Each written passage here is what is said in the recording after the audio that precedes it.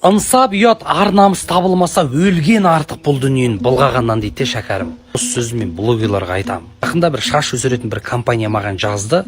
Шәке, осындай ақшаңды берейін, қаражатын берейін, жарнама жасап берсе дейді. Ойлаңызшы, қалай мен жарнама жасаймын? Мен ол шаш өскенін мен білмеймін ғой. Логично ғой енді. Мен айттым, бірінші жағып көрейін бауырым. Конкретно өсетін болса 1,5 ай уақыт бер дедім. Видеоны қараңыздар, 1,5 ай бұрын осы видеоны салдым. Енді витаминдер көп, атына зат сай болады деп ойлаймын. Ана көп инстаграмдағы ел ағалары салып жатыр екен. Олар қалай салды, не салды, ақша үшін салды ма оны білмеймін. Өнімді көреміз, сапасын айтамыз. Кез келген өнімді мен сөйтіп аламын. Алла сақтасын, 200-ліктен Құдай сақтасын. Бауырлар 1,5 ай өтті, өзіме жақтым, таз шашы жоқ, бір бауырыма жақтым. Шынымен де ештеңе результат болған жоқ, гүлденген жоқ. Мен енді жарнаманы жасамаймын.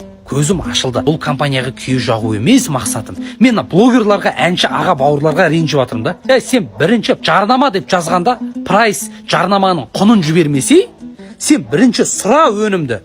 Себебі таргеттан сіздің лицоңызды жібереді, қаншама адам сіздің өнеріңізді көрген, бағалайды, түріңізге сенеді де сатып алады да соны. 90 мың, 100 мың, бәленбай мың тұрадан ол. Сен 200-сің ғой, өтірікшісің ғой, өтірік мақтайсың да себебі. Абай айтады ғой, сыртын танып іс бітпес дейді. Сыртын танып іс бітпейді дейді.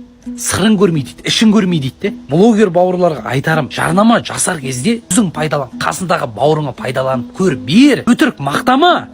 Қаншама адам алады себебі, алданады. Біреудің соңғы ақшасы, біреудің продукты алғалы тұрған ақшасы. Әр адамда бір ұялады ғой, біреу шаш ұялғаннан соны сатып алады. Өткенде бір бауырымыз сатып алды. Жарнамасы мықты, ертең еркектік күш қуат, елімнің аяғы ауыр болады деп сатып алды да. Бірақ результат жоқ та. Оны жарнама жасап атқан блогерлар да қарапайым халық алданып жатыр. Осы, ескеріңіздер осыны. Ақшаға бола, жылтырға бола, не бір дүниеге алданбаңыздар. Қандай қорлар бар екен білмеймін, енді көп сияқты ғой. Алаяқтар басталып, алдыңғы жағы ұсталып жатыр да, қамалып жатыр. Мен сол садақаға ақша салатын кісілерге айтқым келеді. Сіз танымайсыз, ол адам ауру адамды сіз көрген жоқсыз.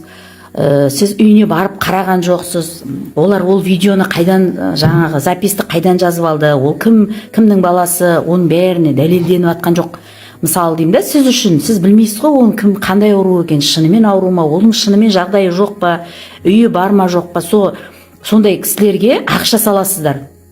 2000 теңге, 3000 теңге, ол каждый, көпті күрсе көл деген қазақта жақсы сөз бар. Олар алаяқтар соны пайдаланып тұр ғой. Халқым, сіз жаңағы қолдаңыз, осы кісі осындай болып жатыр, осындай деп ақша жинап алып, алаяқтар ұсталып жатыр. Алды қамалып жатыр, талай сотталып кетті түрмеге.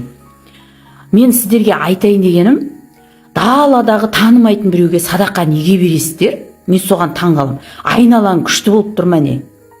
Керемет болып тұрма мысалы. Ешкімнің жан-жағының бәрі керемет бай емес қой. Жақсы сіздің жағдайыңыз бар, сіздің табысыңыз бар. Мұнай шығарсыз, я болмаса жақсы жерде жұмыс жасайтын шығарсыз, сауда жасайтын шығарсыз. Сонда сіздің ойыңыз манағы былай. Мен ана садақа беру арқылы менің одан сайын табысым артады деген. Біздер мана имамдар сөйтіп не істеп қойды ғой енді. Жалпы қазақта шығын шықпай кіріс кірмейді деген жақсы да сөз бар. Соған балап, манағы сол садақаны даладағы біреуге салып жібересіз. Неге сіз айналаңыздағы кісіге бермейсіз? Мысалы, тумаластарыңыздың ішінде бар ғой, кредиттері көп, балаларын мысалы студент балалары бар. Неге сол студент балаларға бермейсіз мысалы? Ал сөйтіп айтсам, бір келіншек маған былай дейді ғой. Ағайын туғаныңа, жақын жоғыңа жасаған жақсылығын білмейді олар дейді. Оларға жақсылық жасап керек емес дейді. Сонда сіз мына Түркістан облысы, Шымкент облысы, Алматы облысындағы какой-то біреу 2000 теңге салып жіберді. Ол не сіздің жақсылығыңызды біле ма? Сіз ауырсаңыз, қисайсаңыз бір күні болады ғой, өмір деген, өлім деген бар. Келетін ағайын туған бауырың ғой. Сол келеді. Жаман болсын, жақсы болсын, апалар, қайнапалар келеді. Жаман болсын, ит болсын, абысын, келіндерің келеді. Сол күні моментте саған ауырсаң, құласаң, жығылсаң, любой өзіңнің туған туысы ағайын бауырың ғой келетін. Құда жат көрші көлеп. Сіз даладағы біреуге 2000 теңге салып жіберіп, сіз не сол жақсылығыңызды білді ме? Сол сізге келе ме ауырғанда? Ал жақсы Алла тағаладан қайтып жатыр дей қояйық. Қайтып жатыр, сіздің берген садақаңыз еселеніп қайтып жатыр. Жоқ, неге алаяқтарға саласыз? Неге өзіңіздің ағайын туыс бауырыңа бермейсің? Наным бар ғой, мен айтпасам ішіме сыймай жатыр. Мен айтпағанда кім айтады деп қоясың ғой. ана қайда кірсең де инстаграмға кір, тиктокқа кір, ең бірінші болып не шығады, реклама шығады. Витаман, ерлерге көмек, бір бәле деп шаш өшіретін майлар, қара май, қара қоңыз майы, доңыз майы, крокодил майы деп неше түрлі актер, блогерлар салып жатыр ғой. Немене ол? Ақшадан өлдіңдер ма деймін да? Халықты, біздің халық қалай? Халықты блогерлер, жаңағы миллион подписчиктары бар, бай болып жатқан блогерлердің бәрі, әншілердің бәрі халықты қалай пайдаланады? Біздің қара халық сене береді, әр нәрсеге сене береді. Ойбай, машина ойнатып жатыр, 2000 теңге жібер, бір билет аласың, үйіңді ұтып аласың, машина ұтып аласың, оны сатасың, үй аласың деп жегізе береді ғой біздікілер. Қара халық не істейді, оған сенеді, қалтасында соңғы тиынына шейін жібереді, жаңа витаминдерін алып алады, дымда көмектеспейді, ақшаларын салады жаңа розыгрыштарға, ештеңе де ұтпайды.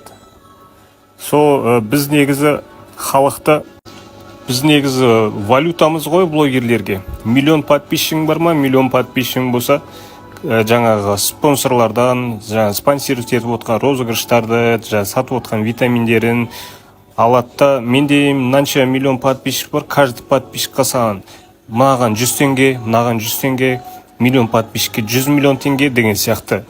Сөйтіп нетеді, сөйтіп ақша табады, алдап оның бәрін сатып жереді, розыгрыштарын ойнатып алады, миллионер болып жүреді. Анан бәрі миллионер блогерлер қайдан шығып жатыр дейсіңдер?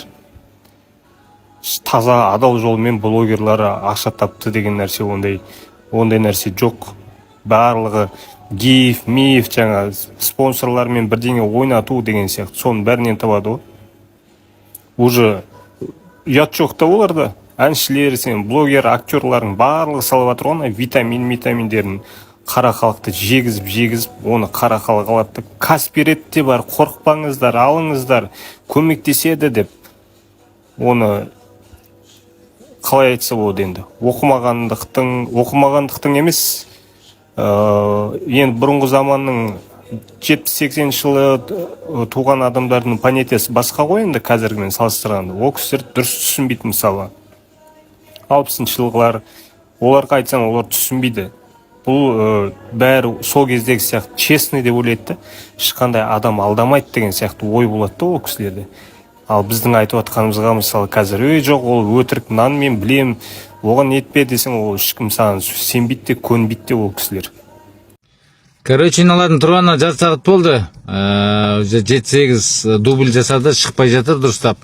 Ана көшеде айтады ғой, бізге подписыңсыз ба, осындайға подписын болмасаң 10 мың берер ем, 30 мың берер ем деген сияқты. Сонда подходтар келіп жатыр. Ана қыз теріс қарап тұрады, ана қыз бала келеді артынан келіп. Осындай деп сұрақ қояды. Подписыңсыз ба, бывшиңызға звондайсыз ба, жігітіңізге звондайсыз ба, ақша сұрайсыз ба, салса осындай берем деген сияқты. Бәрінен топырақ шашпаймыз, мүмкін бар шығар араларында. Налар енді ақылдасып қанша дубль істеді. Нағыз байғұс подружкасы шаршап кетті жеше.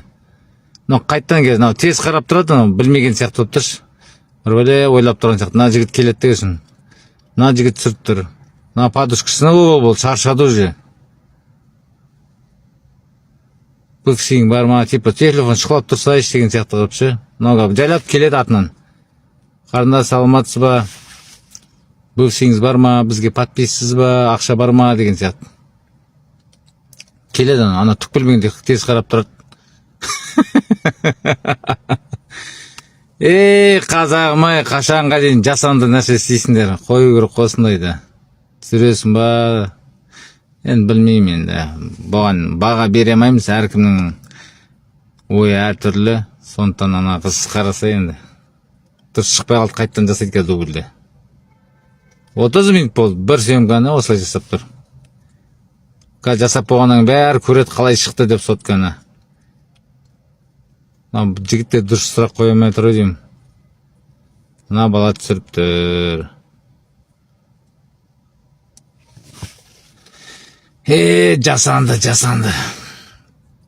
Жасанды. Интеллект па қалай жасанды дүние болып тұр ғой. Аман болсын, біз жастарға сенеміз деймін, жастардың сүріп тұрғаны подставной өзінің адамдар. аман болайық, бар болайық. Қай қалай екен айтпай ақ қояйын енді. Қазір қараңдар, дубль біткеннен кейін қалай шықты екен деп көреді, бәрі жабылып. Подружкасы бар, анау бар.